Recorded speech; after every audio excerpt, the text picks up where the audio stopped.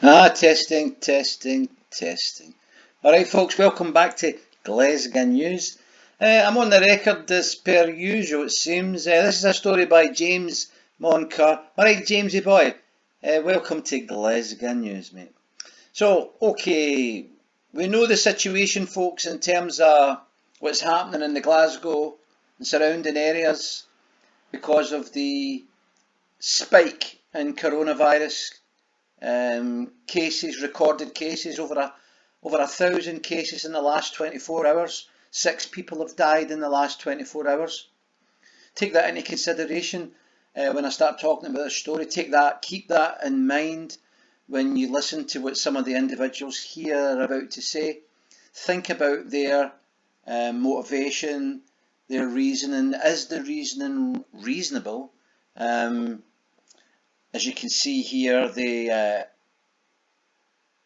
dumping ice outside the Glasgow City Chambers, and apparently outside they dumped ice outside Holyrood. I would say, if you excuse the pun, this is the tip of a proverbial huge iceberg, right? That nobody seems to be willing to consider. People seem to think that we've came out on the other side of something, when in fact we're still in the middle of something really, really dangerous. Alright, so but let's give them their place. Let's listen to what they've got to say, and then you can comment. I know I've got my opinions, having read it, and having read some other awful things that have happened to some people with regard to the Chinese Communist Party virus. There I go again. But you know how I feel about the Chinese Communist Party and the virus they've inflicted on the world. The people who really have destroyed the hospitality industry, the people who really have destroyed the world economy, the people who have really killed 1 million people worldwide of corona. Alright, so we're going to get into some local politics here. Nicola Sturgeon, the Queen of the North, has obviously got an input here. She's decided, because she's privy to a lot of stuff that we're not privy to. She knows, as I do, that this virus is here for the next 2 to 3 years. Do not think for a minute, folks, before I read this, I'm sorry to say this, but do not think for a minute that you're out of anything. Right now, they can hardly do the testing. Do you think even if a virus came in tomorrow that they would be able to give 50 million people the vaccine? If they got a vaccine tomorrow, which they're not likely to get till maybe next year, the virus is only going to multiply over the winter. Things are going to get worse. So anyway, let's move on, right? Okay, you know, that's my opinion. I know what's going on, but let's just hear what these people have got to say, and you can maybe kind of see how shallow it is at the end of the day. Heartfelt, but shallow, alright? Angry pub bosses dump ice stocks in Glasgow's George Square and at Holyrood in dramatic protests. Publicans are furious that new COVID restrictions will force them to close for 16 days. 16 days. This is going to be here for at least 18 months to 2 years, folks, right? Just keep that in perspective when we're talking about 16 days. They haven't got a clue what's about to hit them, right? They think they're coming out of something, right? That there's light at the end of this tunnel. We're nowhere near the middle of the tunnel yet. You can't see the light because the tunnel's got a fucking bend in it, right? And there's no light getting to you yet. Anyway, so there's some people there. They're obviously not the bar owners. Right, okay, these are people who work in the bar, and we'll go into the type of people that they are in a second because it's relevant. But anyway, let's move on. Owners and employees from bars and pubs and restaurants across Scotland's 2 main cities join forces tonight in a peaceful protest. The hospitality workers dumped leftover ice. Well, I said that already, right? Organisers said the action symbolises that we've been put on ice for the next 16 days. More like it's the tip of a gigantic iceberg, mate, to be honest with you. You don't really realise what you're doing. And it is a drastic warning that the hospitality industry in Scotland is literally melting away.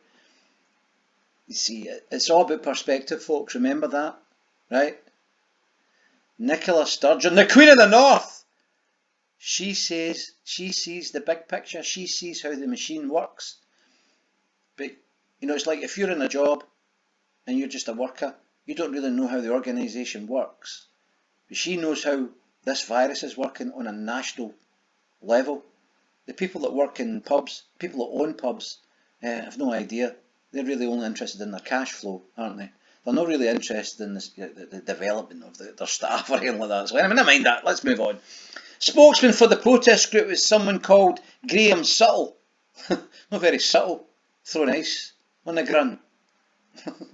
Managing Director of Caned Holdings. Alright, okay, Caned Holdings. Wonder why it's a K and not a C. Maybe there's a story there, who knows. That's just the journalist in me, the investigative journalist. Right, okay, there's some other ice throwing types. So let's move on. The 41-year-old who operates 7 bars and restaurants, so he's got 7 bars and restaurants, so obviously he's got a real vested interest because his cash flow must be at rock bottom. I mean, he's got rent and all that. He'll not own the buildings, he rents them, right? But he's got responsibilities, he's got debt, right? That Caned Holdings, for instance, will be leveraged right up with debt, no doubt. So he's got to service that debt, so he's understandably upset. You know what I'm saying? The man's obviously maybe got a family, etc, etc. So that's his motivation. Now he might cloak that in a second or two, but that's his primary motive. Right, so let's move on. He says, today's protest is a harmless, damage-free and peaceful one. Well, so it is. So it is. Blah, blah, blah. He says, it's a virtual representation of the sheer needless waste of produce, talent, time, money and ultimately jobs. Well, you're right there, mate. That this virtually baseless set of restrictions has imposed. So he doesn't believe, so he is of the opinion, obviously, that the environment that he works on, that he is inviting people into, that would be pubs, restaurants, the hospitality industry, has got zero probability of infection. Now, I beg to differ. The Queen of the North begs to differ, and so do the scientists and all the medical opinion, because that's what the restrictions are based on. You may not like them, nannies like them, right? We don't like having to wear masks into shops, do we? I mean, are you like me? I'm not too keen on wearing a mask, but I wear it to protect other people. But you see, some people are suggesting, the restaurant owners are suggesting, I've heard some suggest that if you're a couple and you're in a restaurant, they should have a plexiglass between you and your partner. While you're eating, in between bites, you should have your mask on. Now, why would I want to pay somebody money for that? I'd rather just sit in the house with my partner. Would you not, with your girlfriend, wife, boyfriend, girlfriend, whatever the hell it is, and just have a carry out in the house or just make some food? Why would you want to go and sit in a restaurant when the person that's handing you could be infected, might be infected, might know somebody's infected, infects you? That's the reason behind it all, right? It says here, the hospitality industry has always gone above and beyond guidelines, I don't know about that, to help and keep our customers safe and indeed support our communities. What do you mean, support your communities? You've not come out and gave me anything. I'm part of the community. I don't know if maybe there's somebody out there, maybe I'm wrong, but maybe can you give me in the comments, have you been, is your local pub landlord, restaurant owner, chaps your door and says, they're a tenner, they're a box of masks, there's your dinner? And I don't think so, but we are awakening to the realisation we are continuing to be used as scapegoats and cash cows. Scapegoats and cash cows. What does that mean? So it's not personal, Mr. Subtle. That was very unsubtle of you to say that. It's not personal. The businesses that you're in are the businesses that bring people close together. And the virus is a communicative virus that's spread by aerosol, right? So if you keep a social distance, you're unlikely. I mean, I don't know about you, but sometimes I'm standing speaking to someone just before coronavirus, and a wee bit of spittle will go ding and head towards the person you're speaking to, and you go, oh sorry. That's the bit that you saw. That's the light caught that little glistening piece of spittle as it headed towards your wife, your husband, or your friend, or whatever. Alright? You didn't see the ones that just come out microscopically smaller than that. And that's what aerosol communicative infections are caused by.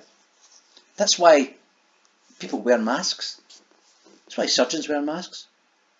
I mean, there was a guy the other day, or I'm not sure if it was a guy, but one of the testers at Glasgow Airport, one of the people that are testing for coronavirus, they've got gloves, 2 sets of gloves on, at least one set of PPE on, tied down, a mask and a visor. He caught coronavirus. It got through all the PPE. So you telling me, sitting in your pub, restaurant, club, or whatever, I'm protected? Don't be stupid. It's an unfortunate situation, folks, but a lot of the people that serve you in restaurants, unfortunately, and in bars and in clubs, are younger people. See, the guy that owns it, maybe it's these guys here, I don't know, because they're in a couple of pictures. They seem to be organising things, but they're no putting the ice out. The guy with the hoodie there, the sheepskin hood thing, he's no serving you. This boy is. And this boy might be at uni. And a survey just taking place. Newcastle's been locked down. I don't know if you know that. Newcastle's in the same boat. And they're in the same boat because there's been a big outbreak down there, and in particular in the student population. The data shows that the adult population, the normal adult population, the virus is spreading in that area in the normal adult population at a rate of, and it's increased to this rate, between 200 and 300 people per 100,000. But the very same study found that within the student population, it's 2,000 per 100,000. Now that's the same as happening up here. I told you when they're going to open the schools, I told you when they're going to open the unis, this was going to happen. That they themselves, unfortunately, are an amplifier for the virus. People are saying, you're talking rubbish. I'm not talking rubbish. We are now where we are because of that. Right? We are where we are now because people are kind of saying, oh, it's okay, it doesn't really matter. This man here, his name's Trevor. Now Trevor's a businessman, 57-year-old business owner. He said he originally didn't really take coronavirus very seriously. But 2 days after he got it, he was nearly dying. He couldn't get a breath. He was on a ventilator within 2 days. So his advice, he said, it's an evil thing and it feels like it's trying to drown you. You're fighting non-stop and you feel if you don't fight you're going to die. It's horrible. Anybody who says it's just a bit of man flu, I hope they don't get it. I just feel if you can stay away from it until there's a vaccine, you've just got to do it. And that's it, folks. Until there's a vaccine, you need to stay away from it. But the government, the Queen of the North, has to try and revive the economy. They need money. We need to be able to feed the population. We need to be able to do certain things. Now this guy thinks he's the cash cow. You're not the cash cow. There's other industries that could maybe step in there. Right? Because you're not making that much. You know? You're probably drawing as much out of the society with furloughing people. You've probably furloughed all your staff with other wages. So you've been sitting pretty, paying your rent. In a normal world, the government might have to say, we can't help you. And you go under. Right? Your business fails. And that's it. You can't pay those debts. And that's it. But you'll still be okay. You'll still be able to go your holidays. You'll go to another bar. It is the people that are in the bars that will suffer. But there's nothing can be done about it. Oh, there's the two again there. See? I think it's a good laugh. It's making a point. He's not too happy. He's really quite chuffed by it. He thinks he's one of the organisers, no doubt. It's a great idea. No, it isn't. It's not a great idea. Let's go back to the tap. I'll show you why. Because these people, as you know, the majority of staff that work in bars and stuff like that, a lot of them, I don't know the majority, but many of them are students. And this particular girl here, she's not wearing a mask. None of them are socially distanced as they're putting the ice out. So what they're doing is counterproductive to even their own argument. Now, it's hard to believe, but I've been going on, rabbiting on for 16 minutes. Right? You've been listening to my voice for 16 minutes. So I'm going to probably have to edit this down a wee bit. But I hope that I'm no wrong here. From all the data I've seen, from all the reading I've done, and I've been on this since November last year, this is a 2 to 5 year deal here. This isn't going to go away next year. That was the problem. People, in order to keep people's spirits high, it was a projection. Look, we'll get a vaccine and things will be normal. Look, they're not going to be able to inoculate. They're not going to be able to give the vaccine to 7 billion humans on the planet within a year. You're not going to get 50 million in this country, 55, 60 million people in the UK, the vaccine. They can hardly test. It's all a pipe dream. The Queen of the North knows it. The people round about her know it, but they don't say anything about it. These journalists in the Daily Record, they say nothing about it. They're just about headlines, right? There's no real studying going on. There's no real truths coming out, right? Football, music, entertainment, tattoo parlours, dentists, and all the rest of it, they're not opening, right? Get used to it, because I've got a front tooth missing, right? And I forgot all about it. Anyway, folks, if you like the content, hit the like button, share and subscribe, because that's all I've got to say about that. Peace out. How dare you!